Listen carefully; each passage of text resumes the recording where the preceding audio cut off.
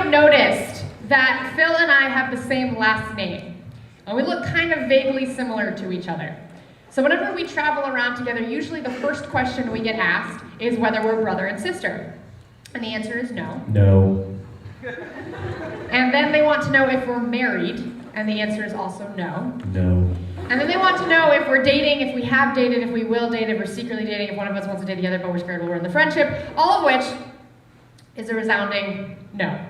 Ha! No.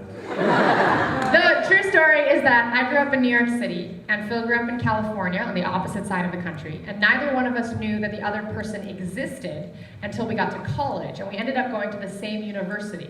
And in the very first week of our freshman year at college, there was an orientation talent show.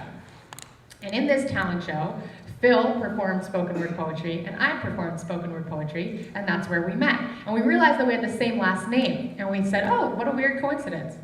And pretty soon, all of these other weird coincidences started to unravel around us. And at this point in our friendship, we basically got used to all of them. But whenever we go somewhere new, we like to share the story because we think it's at least a little bit of an explanation for what's going on here. This is all true. It started with a sweater. I was looking fly. First day of college orientation as a freshman, and I'm the type of guy who's always trying to make a good impression. He looked like a tool.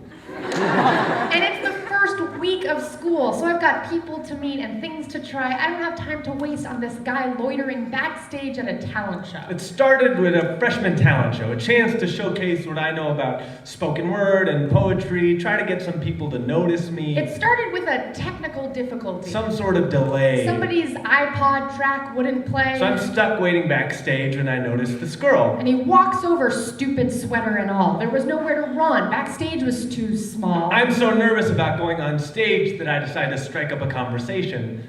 Oh, sorry, I completely got ahead of myself. I totally skipped introductions. My name is Sarah Kaye. My name is Phil Kaye. I'm from California. Born and raised in NYC. Let's see, fun fact about me. My mom is Japanese and my dad is Jewish. Not a common combination, but I think it's kind of cute. People call me Japajew. Jewpanese.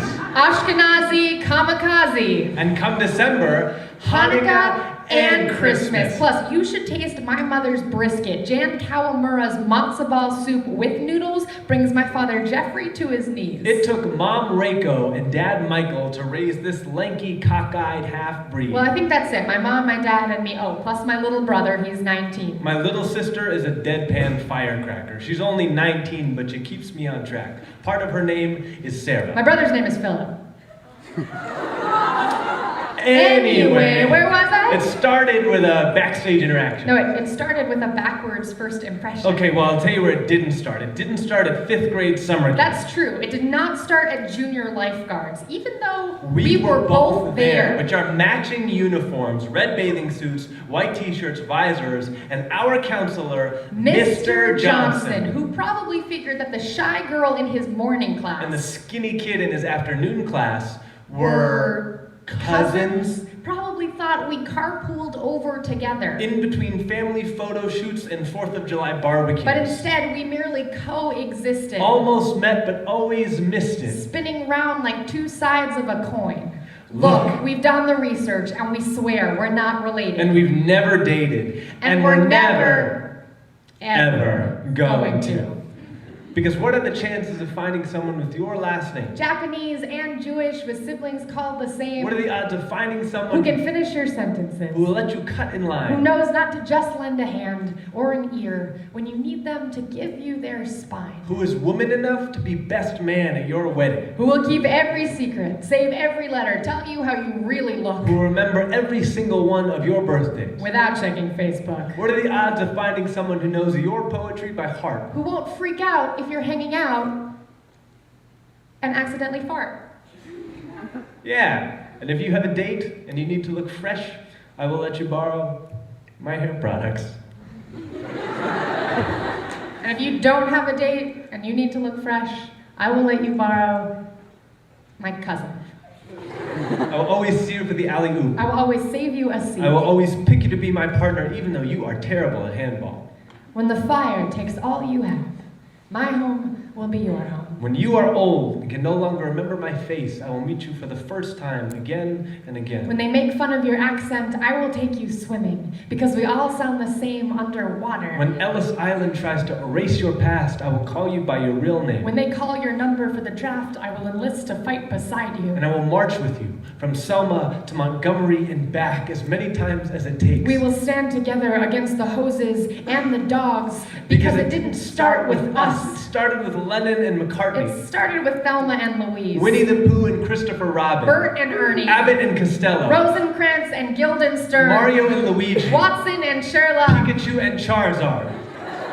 And they could tell you what a miracle this is. They could tell you how rare this is. But they could tell you how rare friendship always is. The chances are slim. The cards are always stacked against you. The odds are always low. But I have seen the best of you and the worst of you, And I choose both. I want to share every single one of your sunshines and save some for later. I will tuck them into my pockets so I can give them back to you when the rains fall hard. Friend, I want to be the mirror that reminds you to love yourself. I want to be the air in your lungs that reminds you to breathe easy. When the walls come down. When the thunder rumbles. When nobody else is home. Hold my hand, and I promise I won't let go.